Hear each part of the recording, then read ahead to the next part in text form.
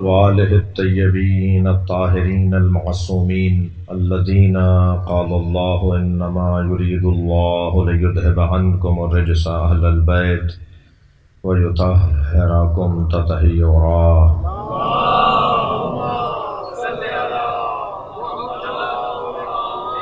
ولعنۃ اللہ علی اعدائہم اجمعین من یوم عداوتہم الی قیام یوم الدین۔ اما بعد، قال الحکیم فی قرآن الکریم بسم اللہ الرحمن الرحیم۔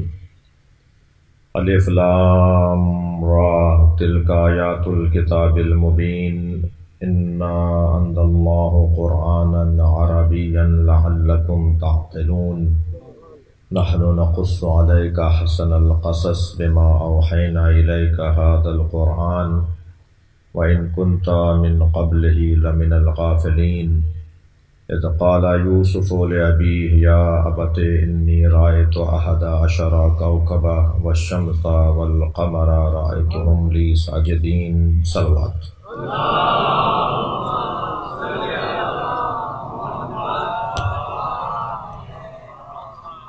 سورہ مبارکہ یوسف کی چوتھی آیت پر بھی آج غور کرنے کی توفیق ہوگی انشاءاللہ، مگر تیسری آیت پر جس میں کل اس کے آغاز کلام میں کچھ دیر پہلے چند عناوین پر غور کیا گیا۔ نحن نقص علیک احسن القصص، ہم نے بیان کیا ہے، قصہ گوئی کو نقصو کہے رہا ہے اللہ، ہم نے بیان کیا ہے بہترین بیان، بہترین قصہ، بما اوحینا الیک ھذا القرآن، یہ جو ہم نے تم پر بہترین قصے کو بیان کیا ہے۔ تو قصے سے متعلق کل گفتگو رہی، جیسا کہ پروفیسر صاحب نے بھی کچھ اشارہ فرمایا۔ اس آیہ کریمہ کا جو دوسرا حصہ ہے وَإِن كُنْتَ مِن قَبْلِهِ لَمِنَ الْغَافِلِينَ، اگرچہ آپ تھے اس سے پہلے اس واقعے کی جانب بے توجہی کرنے والے، اگرچہ آپ تھے اس سے پہلے اس واقعے سے لا تعلق، بے توجہی آپ کی اس واقعے سے پہلے، اگرچہ اس سے پہلے آپ اس واقعے سے بے توجہی رکھتے تھے۔ اس سے بہتر ترجمہ نہیں ہوگا، یعنی قرآن تو غافل کہہ رہا ہے، ہم لفظ غافل کا ترجمہ لفظ غافل نہیں کریں گے جی، میں اور بہتر کرنے کی کوشش کرتا ہوں۔ وَإِن كُنْتَ مِن قَبْلِهِ، اگرچہ آپ اس سے پہلے اس واقعے کے بارے میں، اس سورے کے نازل ہونے سے پہلے، لَمِنَ الْغَافِلِينَ، اس واقعے کی طرف توجہ نہیں رکھتے تھے۔ صلوات پڑھ لیں محمد۔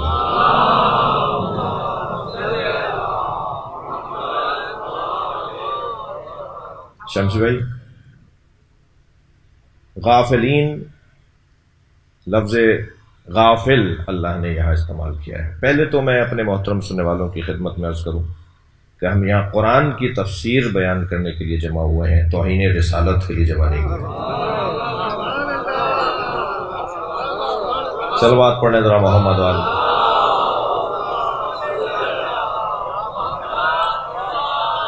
ممکن ہے یہاں تو کیونکہ حضوری کیفیت ہے اور محضری کیفیت ہے تو میری بات منتقل ہو گئی، لیکن جو چلتے پھرتے دنیا کے اس کونے میں اور سمندر کے اس پار بیٹھے ہوئے بعض چلتے پھرتے سورہ کی تفسیر سن رہے ہوں گے، وہ کہیں گے کہ صاحب کیا مطلب ہوا، قرآن کی تفسیر بیان کرنے سے کہاں توہین رسالت ہوگی؟ قرآن کی تفسیر بیان کرنے سے توہین رسالت نہیں ہوگی۔ قرآن عربی زبان میں نازل ہوا ہے، عربی زبان میں بعض الفاظ کے مفاہیم اگر اس کو تفسیر کی نگاہ سے نہ دیکھا جائے تو ہمارے ہاں کچھ اور نکلتے ہیں، اور انہی مفاہیم کو لے کر بہت سے لوگوں نے قرآن سے ہی نبی مکرم کے بارے میں وہ باتیں کی ہیں جو قابل برداشت نہیں ہیں۔ لہٰذا جب ہم تفسیر قرآن بیان کریں گے تو ذوق ہندوستانی کے مطابق کریں گے۔ توجہ، صلوات پڑھ لیں ذرا محمد علیہ۔ مجھے اندازہ ہے جملے کے مجھے کہاں کہاں اس کی وضاحت کرنی پڑے گی۔ جو ذوق ہندوستانی کیا ہوتا ہے؟ قرآن تو ہندوستان میں نازل نہیں ہوا، مگر کوئی جا کے عراقیوں سے اور ایرانیوں سے پوچھے، توجہ، کوئی جا کے عراقی اور ایرانیوں سے پوچھے کہ قرآن فہمی میں جو ذوق بر صغیر والوں کا ہے وہ انفرادیت رکھتا ہے۔ اس کا اظہار نجف اشرف کے علماء کرتے ہیں، اس کا اظہار جو نکات، جو پیغامات، جو مفاہیم، جو معارف قرآن مجید کے یہاں درک کیے گئے ہیں وہ وہاں درک نہیں ہوئے، اور جو وہاں درک ہوئے تھے وہ یہاں درک نہیں ہوئے۔ لہٰذا ہم نے بہت سی چیزیں ان سے لی ہیں اور بہت سی چیزیں انہوں نے ہم سے لی ہیں۔ تو جو ذوق عرفانی ہمارے یہاں کا ہے، صلوات پڑھ لیں ذرا محمد و آل محمد، اس کو ملحوظ رکھا جائے گا، اس کا خیال رکھا جائے گا۔ تو اب ترجمے میں یہ نہیں کہا جائے گا، جو ترجمہ کیا گیا ہے آپ جا کے دیکھیے گا دوبارہ ایک مرتبہ، وَإِن كُنْتَ مِن قَبْلِهِ لَمِنَ الْغَافِلِينَ، اگرچہ آپ اس سے پہلے اس واقعے سے بے خبر تھے۔ نہیں بھائی، مضمون آ گیا ہاتھ میں، بے خبر تھے تو نبی نہیں تھے، اور نبی ہے تو بے خبر نہیں۔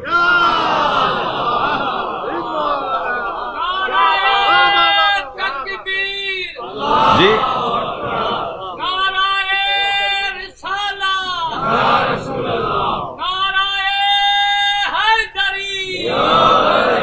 بے خبر، نبی کہتے ہی باخبر کو ہیں۔ بھائی تھوڑی سی دقت بڑھائیے گا، نبی یعنی باخبر، نبی کہتے ہیں نبا یعنی خبر پہنچانے والے کو نبی کہتے ہیں۔ جو خبر ہی نہ رکھتا ہو وہ نبی نہیں ہے، جو بے خبر ہو وہ نبی نہیں ہے۔ یہ کیا بات ہوئی کہ اگرچہ اس سے پہلے آپ اسے بے خبر تھے؟ نبی بے خبر نہیں تھے، بے توجہ ہی رکھی تھی، توجہ نہیں تھی، نہیں چاہتے تھے اس کی طرف غور کرنا۔ کوئی ایک بات ہے جس پہ انبیاء کرام نے توجہ نہیں کی، کوئی ایک مثال ہے جو ائمہ اہل بیت نے جس کی طرف توجہ نہیں کی۔ جی گھر کو آگ لگ رہی ہے، نماز میں مصروف ہیں، بے توجہ ہی ہے یا نہیں؟ صلوات پڑھنے ذرا محمد و آل محمد۔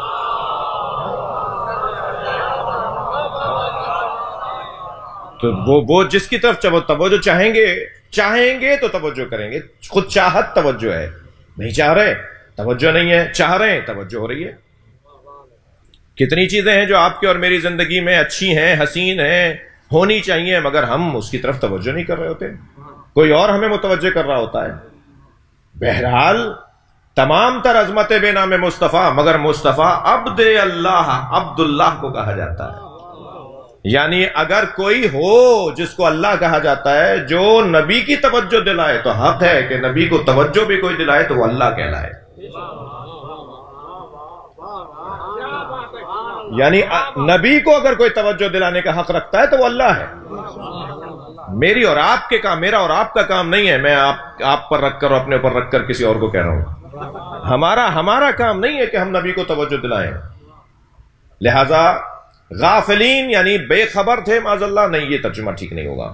توجہ نہیں تھی، آپ ملتفت نہیں تھے، آپ کا التفات نہیں تھا اس طرف، آپ متوجہ نہیں تھے اس طرف، آپ چاہ نہیں رہے تھے۔ جب آپ سے آپ کی نبوت پر دلیل مانگی گئی کہ آپ اگر نبی ہیں تو بتائیے کہ یعقوب کی اولاد کنعان سے مصر کیسے آ گئے، یہ سارا خاندان یہاں ہجرت کر کے کیسے آ گیا؟ اگر آپ نبی ہیں تو بتائیے یہ واقعہ کیا گزرا تھا؟ تو سرکار دو جہاں کو اللہ نے یہ پورا سورہ، میں نے عرض کر دیا ایک پہلی مجلس یا دوسری مجلس میں، پورا سورہ الحمد کی طرح دفعتاً نازل ہوا ہے۔ اور سورہ آیات کی صورت میں جی مختلف مراحل میں کئی مرحلوں میں جا کے مکمل ہوئے، مگر سورہ یوسف ایک مرتبہ مکمل ہوا ہے، ایک دفعہ نازل ہوا ہے۔ سورہ مبارکہ الحمد اور سورہ یوسف یہ دو سورے ہیں جو ایک ساتھ نازل ہوئے، مکمل نازل ہوئے ہیں۔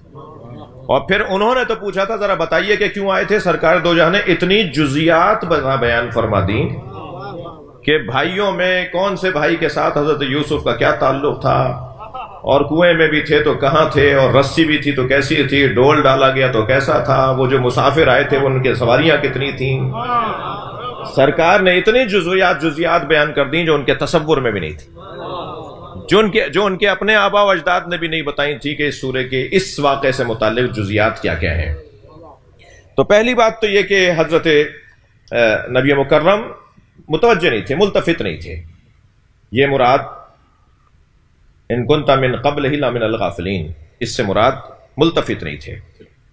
اللہ کہہ رہا ہے کہ ہم نے اس آپ کو ملتفت کیا، توجہ دلائی۔ دیکھیے غفلت،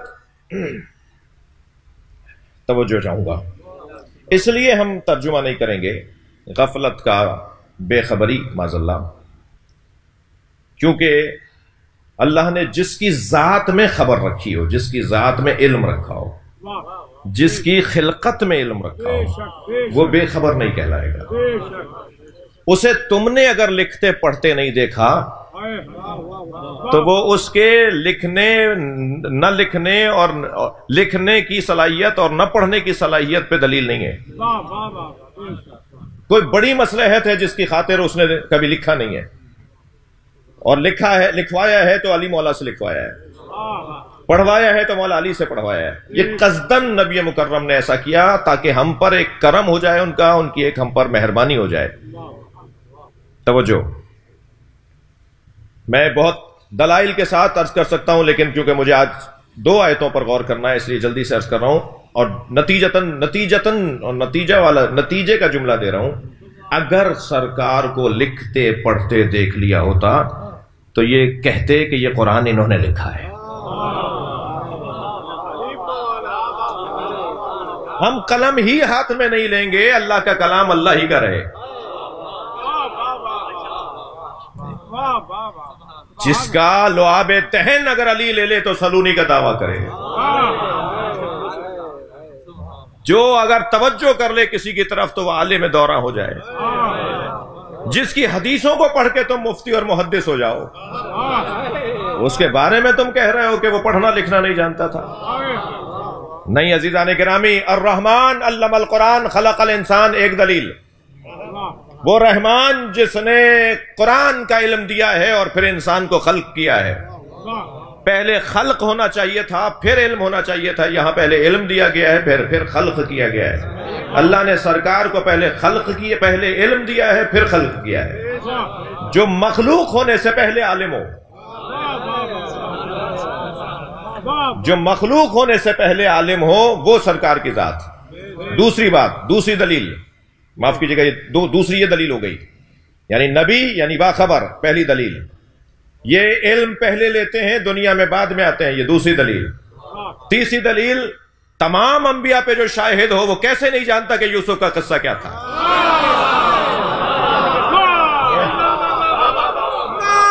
اِنَّا أَرْسَلْنَاكَ اِنَّا أَرْسَلْنَاكَ شَاهِدًا مُبَشِّرًا وَنَذِيرًا وَدَاعِيًا إِلَى اللَّهِ بِإِذْنِهِ وَسِرَاجًا مُنِيرًا، جسے تمام انبیاء کرام کے اوپر اللہ نے کیفَ جِئْنَا بِكَ عَلَىٰ هَٰؤُلَاءِ شَهِيدًا، ہم نے آپ کو تمام نبیوں پر گواہ بنا کر بھیجا ہے۔ جو تمام نبیوں پر گواہ بنا کر بھیجا گیا ہو، وہ کیسے نہیں جانتا کہ حضرت یعقوب اور حضرت یوسف کا قصہ کیا ہے؟ تو اس کا مطلب یہ ہوگا کہ یہاں پر غفلت اور بے خبری ترجمہ نہیں ہوگا، یہاں مراد بے خبری نہیں ہے۔ یہ ہوئی تیسری دلیل۔ اور چوتھی دلیل، قرآن میں نبی کے بچوں کے لیے یہ آیت ہے، کُلُّ شَیْءٍ أَحْصَیْنَاهُ فِی امام مبین، ہم نے ہر شے کا علم امام مبین میں رکھا ہے۔ عجیب بات ہے، علماء کرام تشریف فرمائے، میں چاہوں گا کہ توجہ اپنی میری طرف ذرا نسبتاً بہتر کریں گے۔ کبھی نبی اور آل نبی ظرف علم بنتے ہیں، کبھی مظروف علم بنتے ہیں۔ صاحبان ادب تشریف فرمائیں، کبھی علم ان میں اترتا ہے، کبھی یہ علم میں اترتے ہیں، کبھی یہ علم کے لیے ظرف بنتے ہیں۔ بات خبر اور بے خبری کی ہو رہی ہے۔ کبھی علم ان میں اترتا ہے اور کبھی یہ علم میں اترتے ہیں، کبھی یہ ظرف بن جاتے ہیں، کبھی یہ مظروف بن جاتے ہیں۔ دونوں آیتیں موجود ہیں قرآن مجید کے اندر۔ منور بھائی آگے تشریف لائیں گے۔ ارشاد ہو رہا ہے کل شیء احصیناہ فی امام مبین، ہم نے ہر شے کو امام مبین میں رکھا ہے۔ تو امام مبین ظرف ہو گیا، ہر شے مظروف ہو گیا۔ اور پھر دوسری آیت میں ارشاد ہوا وما یعلم تاویلہ الا اللہ وراسخون فی العلم، کچھ لوگ وہ ہیں جو قرآن کی تعویل کو کوئی نہیں جان سکتا الا اللہ، مگر جانتا ہے تو اللہ جانتا ہے، یا وہ جو علم میں اترے ہوئے لوگ ہیں۔ جی، یعنی کبھی یہ ظرف بنتے ہیں، کبھی یہ مظروف بنتے ہیں۔ تو میں نے یہ دونوں آیتیں پڑھ کر ایک جملے کی خاطر آپ کو زحمت دی، کبھی یہ ظرف بنتے ہیں، کبھی یہ مظروف بنتے ہیں۔ جو کبھی ظرف ہو جائے کبھی مظروف ہو جائے، اس سے علم جدا کیسے ہو سکتا ہے؟ علم اس کی ذات ہے۔ مولانا ثانی بخش صاحب آپ کی ذات کیا ہے؟ فرمائیں گے لغاری ہوں۔ شہنشاہ حسین نقوی آپ کی ذات کیا ہے؟ مثلا سید ہوں۔ اہل بیت کی ذات کیا ہے؟ علم۔ بھائی صلوات پڑھ لیں محمد و آل محمد۔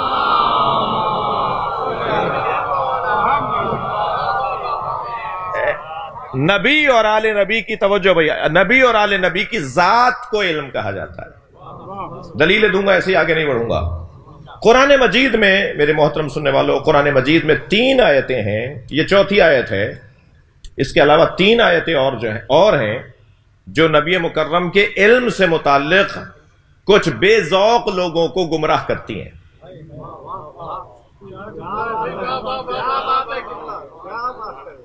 جی اچھا ممکن ہے کہ یہ تھوڑا سنگین ہو گیا ہو، یا کیا قرآن گمراہ کرتا ہے؟ وَلَا يَزِيدُ الظَّالِمِينَ إِلَّا خَسَارًا۔ قرآن شفاء وَرَحْمَةٌ لِلْمُؤْمِنِينَ، مومنین کے لیے شفا اور رحمت ہے، اور ظالموں کے ظلم میں اضافے کا سبب ہے۔ تو قرآن مومنین کو تو فائدہ پہنچاتا ہے، مگر ظالموں کے ظلم میں اضافہ کرتا ہے۔ یعنی کچھ لوگوں کو یہدون بامرنا، کثیر ہیں لوگ کہ جو اس سے ہدایت پاتے ہیں، یضل بہ کثیرا ویہدی بہ کثیرا۔ اس سے کتنے ہی لوگ ہیں جو گمراہ ہو جاتے ہیں، اور کتنے ہی لوگ ہیں جو اس سے ہدایت پاتے ہیں۔ قرآن گمراہ کرنے کے لیے نہیں آیا۔ اس گلاس کو نجس کر کے اس میں آپ 25 دفعہ دودھ ڈالتے رہیے، دودھ نجس ہوتا رہے گا، اس لیے کہ ظرف پہلے سے نجس ہے۔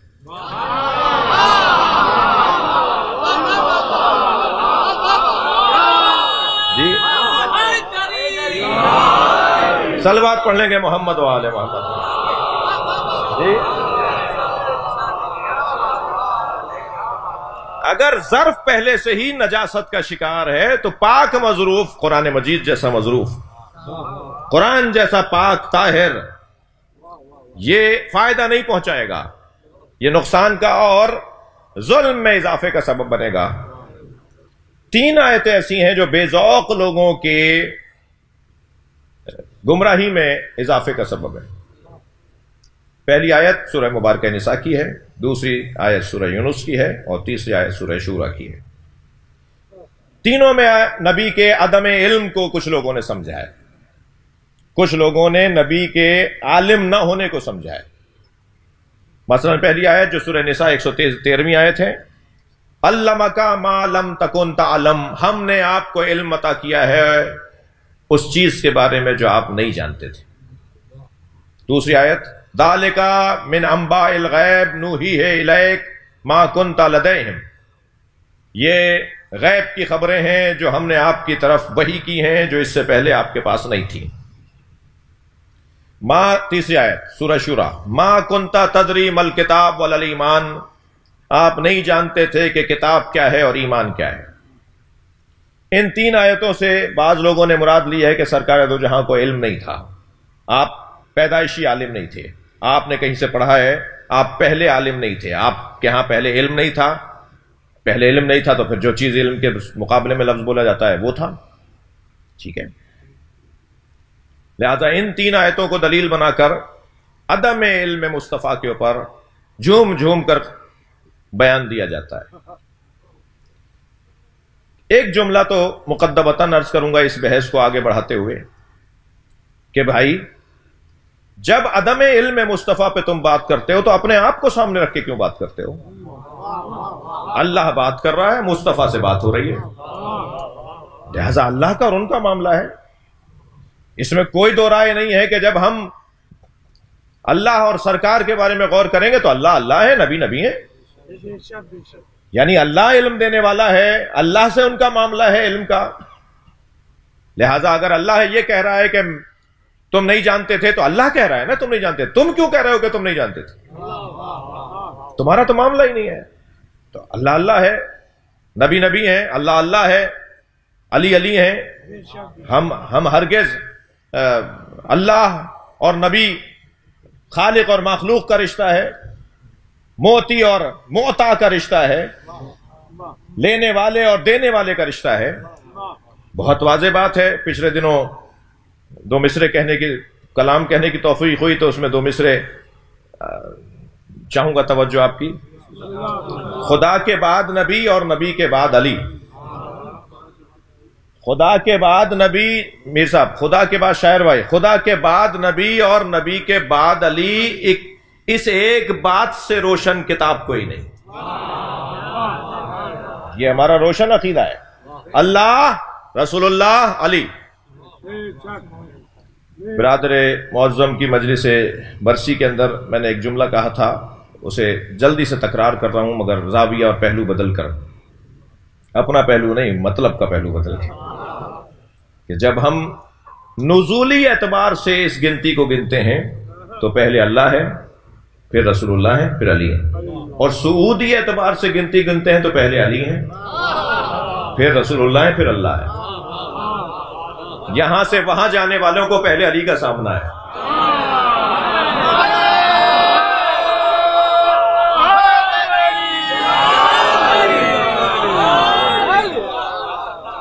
صلوات پڑھ لیں اور محمد و آل محمد۔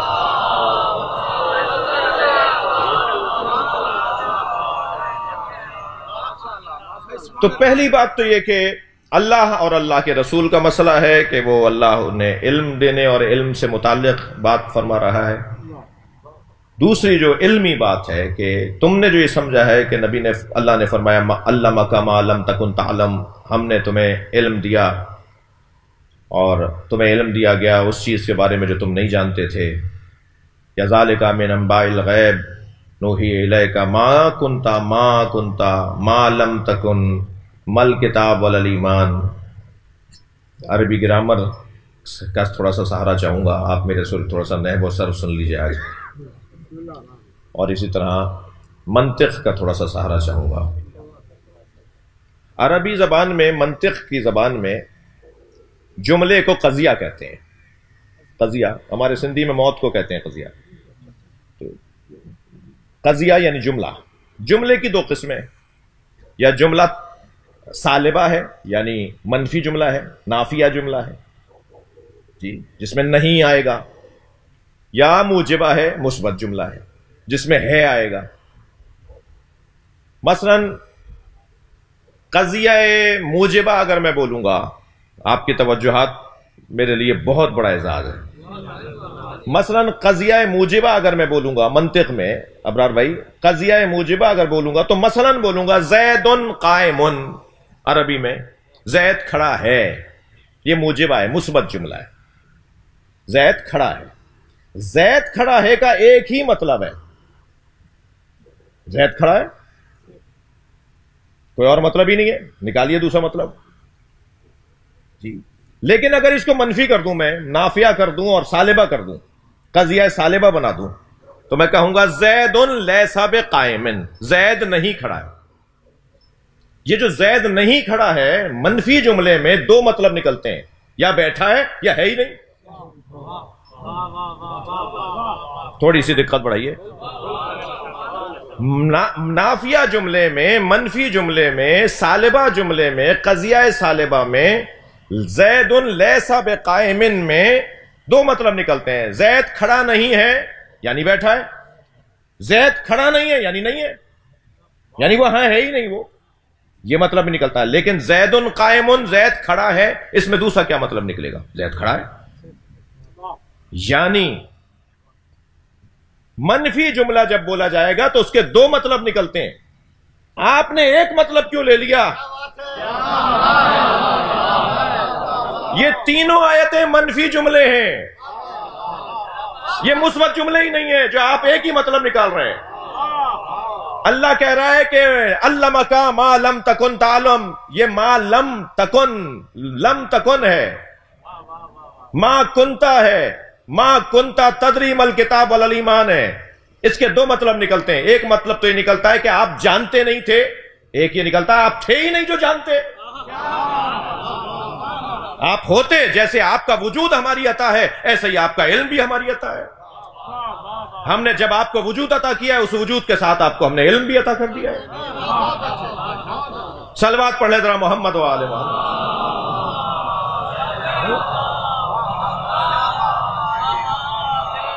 اللہ نے نبی کے وجود کے ساتھ ان کا علم جوڑا ہے.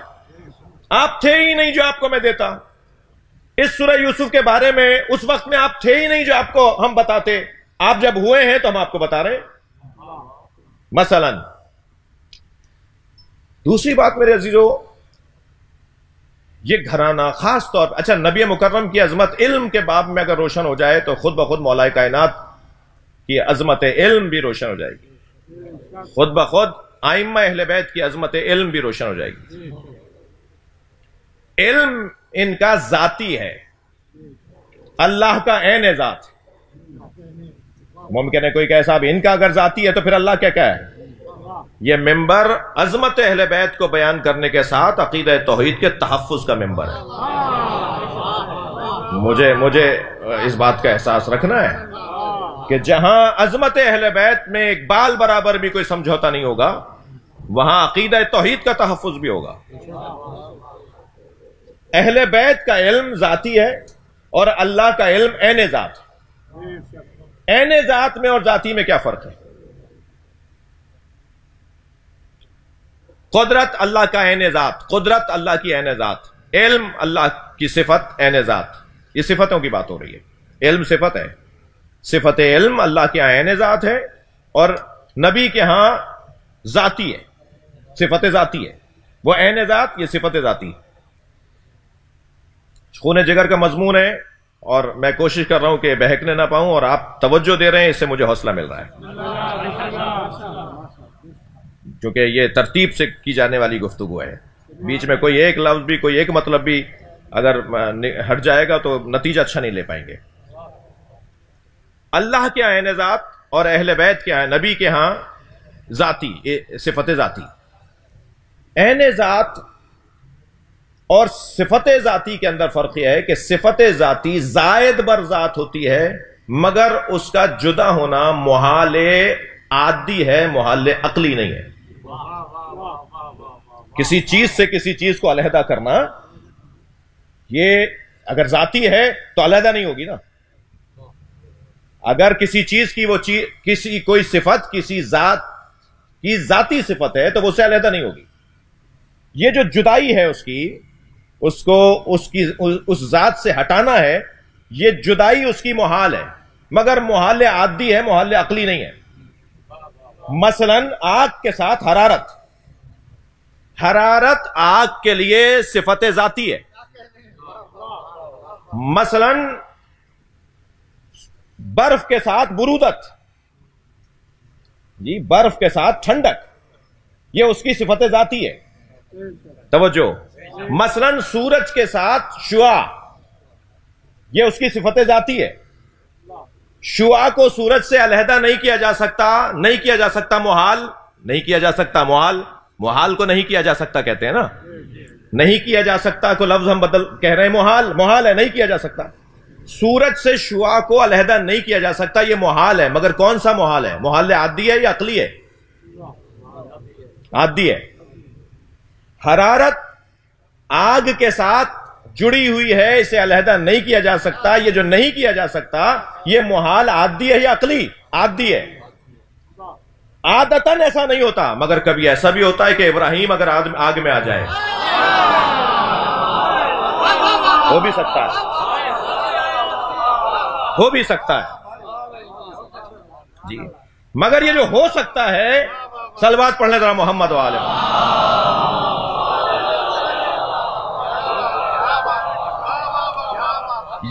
یہ جو ہو سکتا ہے یہ محال کیسے حلال ہو گیا، محال کیسے ہو گیا؟ یہ عقلی طور پر کیونکہ ہم نے گنجائش چھوڑی تھی کہ ہو سکتا ہے، مگر وہ عادتاً ایسا نہیں ہوتا، عادتاً ایسا نہیں ہوتا۔ تو بس عین ذات میں اور ذاتی میں فرق یہ ہے کہ ذاتی صفت زائد بر ذات ہے مگر علیحدہ نہیں ہوتی وہ صفت، اور علیحدہ نہیں ہوتی یعنی عادتاً علیحدہ نہیں ہوتی جی۔ اور اللہ کی عین ذات ہے، علم اللہ کے ہاں عین ذات ہے۔ توجہ، ابو بصیر کہتے ہیں کہ ابان ابن تغلب ہمارے ساتھ تھے، میں نے امام جعفر صادق علیہ السلام سے کہا، لطیف مثال دینے جا رہا ہوں، میں نے امام جعفر صادق سے کہا مولا علم آپ پر اللہ کی عطا ہے یا آپ کا ذاتی ہے؟ اب دیکھیے، ایک جانب وہ کمال، دوسرے جانب لوگوں کو اللہ کی وجود سے اور اس کی ذات سے اور اس کی توحید سے آشنا رکھنا، فرمایا عطا پروردگار ہے۔ تو ابان کچھ بولنے لگے تو مولا نے ان کی طرف دیکھ کر کہا مہلن یا ابان، رکو، اپنی حد میں رہو۔ ابان کہتے ہیں میں یہ سوچ رہا تھا کہ مولا سے کہوں مولا پھر اس کا مطلب ہے کہ کچھ زمانہ ایسا گزرا جو آپ کے پاس علم نہیں تھا۔ مولا نے یہ بولنے تک نہیں دیا کہ تم یہ بولو بھی نہیں، یہ سوچو بھی نہیں کہ کوئی زمانہ ایسا گزرا جو علم ہمارے پاس نہیں تھا۔ حضرت نے فرمایا بتاؤ، ابان کو دیکھ کر کہ ابان بولنے لگ رہے تھے نا، امام نے فرمایا ابان مہلن، مہلا، رکو رکو، بولو نہیں کچھ۔ حضرت نے فرمایا ابان، ہاں ابان، ابان بتاؤ کیا تم عناصر سے جدا ہو اور عناصر تم سے جدا ہیں؟ تم کہو گے نہیں، عناصر ہم سے جدا نہیں ہے، ہماری ذات ہے۔ فرمایا ایسے علم ہماری ذات ہے، ہم علم سے جدا نہیں ہیں جی۔ تو عزیزان گرامی، گفتگو یہاں پر ایک منزل پائے گی کہ ان کنتا من قبل ہی لمن الغافلین سے مراد بے خبری نہیں ہے، بلکہ اس سے مراد التفات کا نہ ہونا، توجہ کا نہ ہونا۔ ہم نے آپ کو توجہ دلائی، پتا تھا آپ کو مگر توجہ دلائی۔ ہوتا ہے شعراء کرام تشریف فرمائے، ہم انہیں یاد دلا دیتے ہیں کہ فلاں مصرع پڑھ دیجئے، فلاں شعر پڑھ دیجئے جی۔ بلایا تھا مثلا کہ میر تکلم فلاں کلام سنائیے گا، میر صاحب یہاں آ کر کچھ دوسرا کلام سنا دیا، اب ہم انتظار میں ہیں کہ صاحب ہم نے تو یہ کہا تھا، مگر جیسے ہم نے کہا میر صاحب تو اچھا میں رہ، تو ہو سکتا ہے ایسا کہ انسان کی توجہ نہ ہو۔ تو نبی مکرم کی ضرورت نہیں تھی نا وہ پورے واقعے کے بارے میں جاننا، وہ تو اللہ کہہ رہا ہے کہ ہم نے تمہیں توجہ دلائی ہے۔ تو یہ عدم علم مصطفیٰ پہ دلیل نہیں ہے بلکہ عدم التفات کی طرف توجہ ہے۔ بیان تفسیر میں 10 منٹ رہ گئے، 10 بجے اتروں گا۔ نہیں اچھا ہے، آپ صحیح فون فرما رہے، 10 بجے۔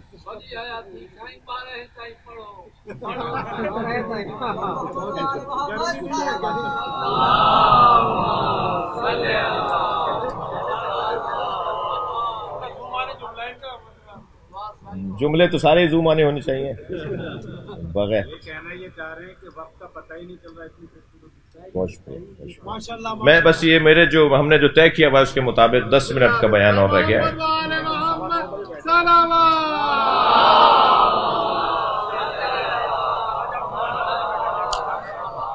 نہیں وہ تو 10 بجے جی۔ اچھا، دوسرا جو بیان ہے، وہ دوسرا جو عنوان ہے وہ آیت نمبر 4 ہے، میں اس کی ایک مرتبہ پھر تلاوت کروں گا آپ کی توجہ کے لیے۔ اور اس آیت میں اتنے پیغام ہیں کہ میں 10 منٹ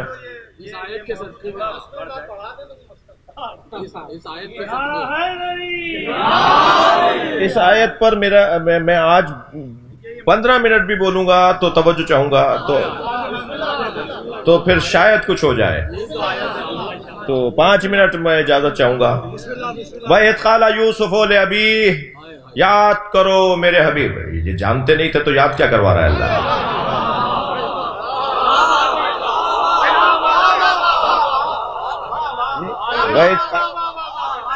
یاد کرو، صلوات پڑھ لیں ذرا محمد و آلہ محمد.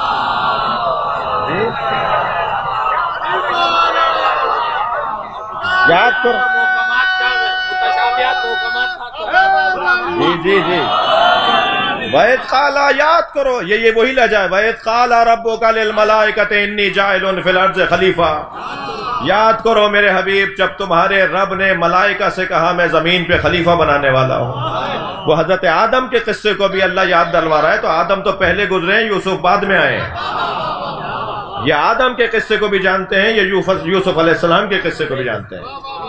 وَإِذْ قَالَ، یاد کرو کہ جب کہا یوسف لِأَبِيهِ، یوسف نے اپنے بابا سے، یا ابتے انی رأیت 11 کوكبا، میں نے دیکھا ہے کہ 11 ستارے، والشمس والقمر، اور چاند اور سورج، رأیتہم لی ساجدین، مجھے سجدہ کر رہے ہیں. اب اہل دقت بیٹھے ہوئے ہیں اور آپ آج میرے بیان کی مضبوطی کے ساتھ آپ کی سماعت بھی مضبوط ہے. میں آپ سے توجہ اور چاہوں گا کہ یہاں حضرت یوسف فرما رہے ہیں کہ اپنے بابا سے فرما رہے ہیں میں نے دیکھا ہے 11 ستارے اور چاند اور سورج مجھے سجدہ کر رہے ہیں. تو یہ دیکھا ہے، آنکھیں کھلی تھیں یا سو رہے تھے؟ خواب کا ذکر کہاں ہے؟ آیت میں خواب کہاں ہے؟ میں نے خواب میں دیکھا ہے، کہاں لکھا ہوا ہے؟ میں نے دیکھا ہے. وہاں حضرت ابراہیم فرما رہے ہیں انی ارا فی المنام، میں نے خواب میں دیکھا ہے. لہجہ دونوں کا ایک ہے. یہی پیغام دیا جا رہا ہے کہ نبی آنکھیں کھول کے دیکھے تو وہی دیکھتا ہے جو آنکھیں بند کر کے دیکھتا ہے. نبی اگر سو کر کوئی چیز دیکھ رہا ہو تو وہ ایسے ہی ہے جیسے جاگتے میں دیکھ رہا ہے. یعنی میرا اور آپ کا جاگنا بھی اتنا جاگنا نہیں ہے جتنا ان کا سونا جاگنا ہے. میری اور آپ کی زندگی اتنی اچھی زندگی نہیں ہے جتنے ان کی شہادت اچھی زندگی ہے. میں اور آپ شاید زندہ نہیں ہیں مگر وہ کربلا میں جو سو رہا ہے وہ ہم سب سے زیادہ زندہ ہے. صلوات پڑھیں امام حسین کی ذات پر. امام حسین کی ذات پہ صلوات ہدیہ کریں.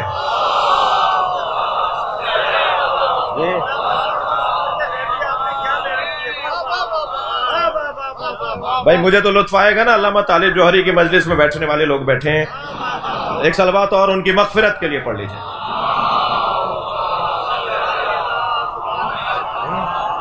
یہاں کہاں حضرت یوسف فرما رہے ہیں کہ میں نے خواب میں دیکھا ہے؟ رائے تو دیکھا ہے. ابھی آپ تفسیر میں کہہ رہے ہیں کہ خواب میں دیکھا ہے، آگے جا کے حضرت یعقوب جب بیان فرمائیں گے تو فرمائیں گے کہ اپنا یہ جو خواب ہے یہ کسی اور کو نہیں بتانا، بھائیوں کو نہیں بتانا. تو اب بھائیوں کا بھی، ہماری بڑی بوڑھیاں جب 8 منٹ پہلے اذان ہوتی تھی تو گھر کی بچیوں سے کہتی تھیں کہ بچیوں، بیٹیوں، بیبیوں، بواؤں، اگر جی ارے چھوریوں، جو بھی زبان اس وقت میں تھی، کہ سر پہ دوپٹہ رکھ لو، بڑے بھائیوں کی اذان ہو رہی ہے. تو ہم تو گھر سے ہی اتحاد بین المسلمین کا پیغام رکھتے ہیں. ہمارے تو گھر سے ہی ہمیں سنی شیعہ اتحاد کا پیغام دیا جاتا ہے. ہماری تو گھر کی گائیں اور بوائیں کہتی تھیں کہ یہ بڑے بھائی ہیں. یہ اور بات ہے کہ بڑے بھائیوں نے حضرت یوسف کو کنویں میں پھینکا تھا. تو ہمارے ساتھ بھی کچھ ایسا ہی ہوا ہے. صلوات پڑھ لیں ذرا محمد و آل محمد.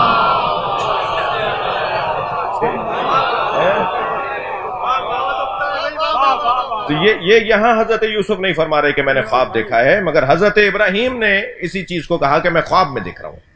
تو انبیاء کرام کا خواب بھی وحی کا درجہ رکھتا ہے. اب خواب کی قسمیں ذرا سن لیجئے. خواب کی 3 قسمیں ہیں. ایک خواب ہے، یا میں لفظ ادبی کروں، رویائے صادقہ، رویائے صادقہ، رویائے کاذبہ. دوسری قسم رویائے مختلط، اختلاط. جی ایک خواب پریشان خواب، ایک ہی خواب میں مختلف چیزیں. متضاد چیزیں ہیں. یہ جو متضاد چیزیں خواب میں آ رہی ہوتی ہیں نا، اونٹ پٹانگ چیزیں، خواب ایک ہی چل رہا ہے اور اتنا لمبا چل رہا ہے کہ اگر اسے اتارنے لگے تو کتاب بن جائے. دیکھا 10 منٹ میں ہے مگر جب بیان کریں گے تو گھنٹہ چاہیے. یہی خواب کی کیفیت ہے. جو خواب مختلط ہے اور جو خواب تو 3 قسمیں ہو گئے: رویائے صادقہ، رویائے کاذبہ اور رویائے مختلط. کن کے خواب رویائے صادقہ ہوتے ہیں اور کن کے خواب رویائے کاذبہ ہوتے ہیں، اور کون سے خواب ہیں جو مختلط ہیں، اختلاط کا شکار ہیں؟ جیسے بدن کے اندر، شکم کے اندر، اپنے وجود کے اندر اختلاط ہو رہا ہوتا ہے، ذہن میں اختلاط ہو رہا ہوتا ہے، دماغ مختلط ہو رہا ہوتا ہے، ایسے ہی خواب بھی مختلط ہوتے ہیں. وہ جو رویائے صادقہ ہیں وہ ان کے ہاں ہیں کہ جن کے ہاں روح کامل ہے یا کامل ہونے کے قریب ہے. جن کی روح کامل ہے یا کامل ہونے کے قریب ہے، یعنی جن کی روح مجرد ہو رہی ہے، وہ بدن کی محتاج نہیں ہے. بدن ان کا سو رہا ہو، روح ان کی ایسے دیکھ رہی ہوتی ہے کہ جیسے کھلی ہوئی آنکھوں سے کوئی دیکھ رہا ہوتا ہے. یہ انبیاء کے ہاں، ائمہ کے ہاں واضح اور روشن ہے، مسلم ہے. کچھ ان کے خاص شاگرد گزرے ہیں جن کے ہاں، جیسے جابر ابن عبداللہ الانصاری، جابر خواب دیکھنے آئے، خواب دیکھ کر آئے، یا رسول اللہ میں نے خواب دیکھا ہے. اب دیکھیں وقت ہوا تو جابر کا خواب سناؤں گا آپ. تو جن کے حواس عالم ملکوت سے مربوط ہو جاتے ہیں، جن کے حواس عالم ملکوت سے، وہ یہاں بیٹھ کے کہیں اور دیکھ رہے ہوتے ہیں. جی ہوتے کہاں ہیں اور دیکھتے کہاں، یعنی ان کو یہ دیواریں مانے نہیں ہوتی، یہ دیوار مانے نہیں ہوتی، یہ مثال پردے ان کے لیے کوئی مانے نہیں ہوتے. وہ چاہیں تو بہت کچھ دیکھ لیتے ہیں. معصوم نے فرمایا وہ میری کنیز کہاں ہے؟ صبح سے میں اسے آوازیں دے رہا ہوں، پوچھ رہا ہوں لوگوں سے وہ کہاں چلی گئی. تو کسی نے کہا آپ کو علم غیب نہیں ہے؟ حضرت فرمایا مجھے اپنی کنیز کا نہیں پتا. توجہ، پوری بات سن کے جانا بھائی، کوئی رستے میں نہیں اٹھ جائے. تو ابھی یہ گفتگو ہو رہی تھی اور جن سے حضرت نے یہ کافی کے اندر بحث، یہ ابھی جن سے گفتگو ہو رہی تھی وہ بیٹھے ہوئے تھے کہ اچانک دروازے پہ دستک ہوئی. حضرت کی ایک دوسری کنیز دروازے پر گئی. حضرت نے 2 حجروں کے اندر سے آواز لگائی. جب اس آنے والے شخص نے اس کنیز کی طرف دست درازی کی تو حضرت نے 2 حجروں سے آواز لگائی کہ ہم دیکھ رہے ہیں کہ تم کیا کر رہے ہو. تو اس نے کہا مولا ابھی تو آپ کو اپنی کنیز کا نہیں پتا تھا، یہ دروازوں کے باہر، دیواروں کے بعد آپ دیکھ رہے ہیں کیا ہے؟ حضرت نے فرمایا وہ ہم نے تمہیں بتایا ہے تاکہ تم ہمیں اللہ نہ سمجھو، اور وہ ہم نے تمہیں دکھایا تم ہمیں اپنے جیسا نہ سمجھو.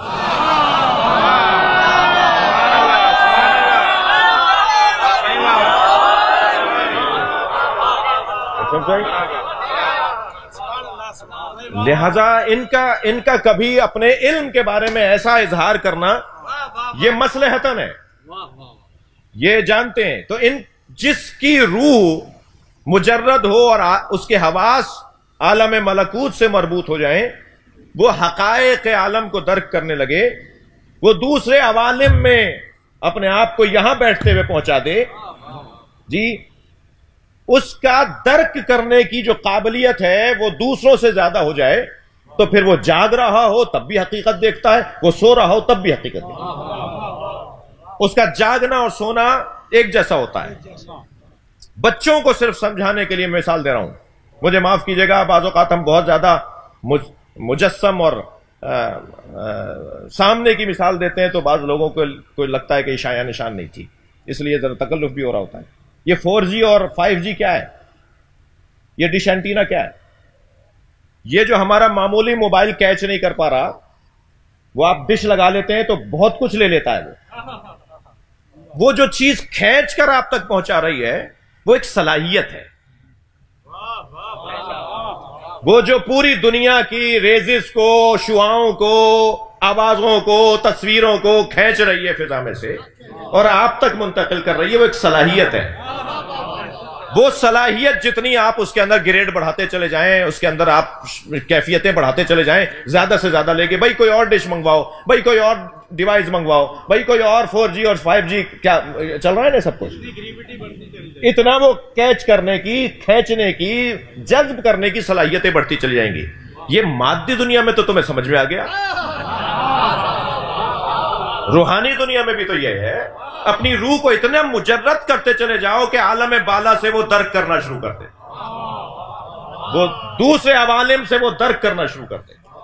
وہ جو دوسرے عوالم سے چیزوں کو درک کر رہا ہے وہ ہے روح مجرد، اور وہ سوتے میں بھی ایسے ہی دیکھتا ہے جیسے جاگتے میں دیکھتا ہے۔ اور انبیاء کرام اور ائمہ کی یہی کیفیت ہے، مسلم۔ صلوات پڑھ لیں محمد و آل محمد۔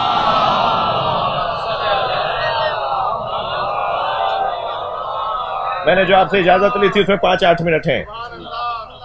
تو روح اگر کامل ہو جائے، مجرد ہو جائے، اور متوسط کون سی روح ہے؟ متوسط روح ہے وہ جو حقائق عالم کو درک نہیں کرتی، مشابہ چیزیں دیکھتی ہے، کچھ جڑی کچھ ملی جلی سی باتیں ہو رہی ہوتی ہیں، پھر اس کو رہنمائی اس کے ذریعے سے دی جا رہی ہوتی ہے۔ اور جن کا خواب وہم ہے، معاف کیجئے گا، شکم کی خرابی ہے، دماغ کی خرابی ہے، ان کا خواب کوئی معنی مطلب کوئی اس کی تعبیر نہیں ہوتی جی۔ وہ مختلط خواب جو ہوتے ہیں نا، مختلط خواب جو ہوتے ہیں ان کی کوئی تعبیر نہیں ہوتی۔ حضرت ام ہانی دیکھ رہی ہیں کہ میری گود میں نبی کے بدن کا ایک ٹکڑا کاٹ کے ڈال دیا، بہت پریشان ہوئی، یا رسول اللہ آ گئی اپنے بھائی کی خدمت میں، چچا داد بھائی ہیں، مولا علی کی بہن دیکھ رہی ہیں جی، آ گئی ہیں حضرت کی خدمت میں کہ بھائی میں نے یہ دیکھا ہے کہ آپ کے بدن کا ایک ٹکڑا میری گود میں لا کے رکھ دیا گیا ہے۔ حضرت مسکرائے اور فرمایا کچھ دن بعد تمہاری گود میں حسین لا کے دیا جائے گا۔ یہ میرے بدن کا، میرا وجود تمہاری گود میں، میرے بدن کا ٹکڑا تمہاری گود میں رکھا۔ وہ خواب دیکھا تھا انہوں نے۔ تو عزیزان گرامی، میں یہاں بحث کو مکمل کر رہا ہوں، آج کی بحث کو، کہ یہ جو حضرت یوسف دیکھ رہے ہیں اور فرما رہے ہیں کہ میں نے دیکھا، یعنی اب دیکھنا ان کا خواب میں یا بیداری میں، یا خواب نہیں لفظ ہو رہا لیکن خواب ہے، یہ آگے جا کے تشریح، مگر حضرت یوسف نہیں کہہ رہے میں خواب میں دیکھ رہا ہوں، جیسے حضرت ابراہیم نے فرمایا۔ گویا حضرت یوسف نے دیکھا کہ میرے 11 بھائی اور میرے والدین میری تعظیم کر رہے ہیں۔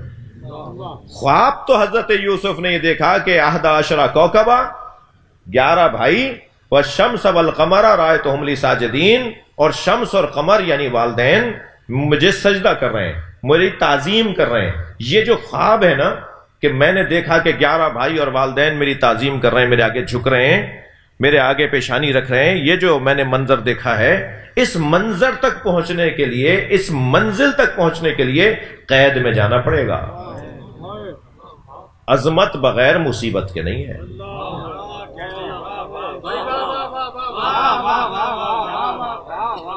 اس عظمت تک پہنچنے کے لیے پریشانیوں کا سامنا ہے۔ ہدف دکھا دیا گیا ہے کہ تمہیں وہاں تک جانا ہے۔ بس آخری جملہ کہہ کے کل کے لیے اجازت چاہوں گا۔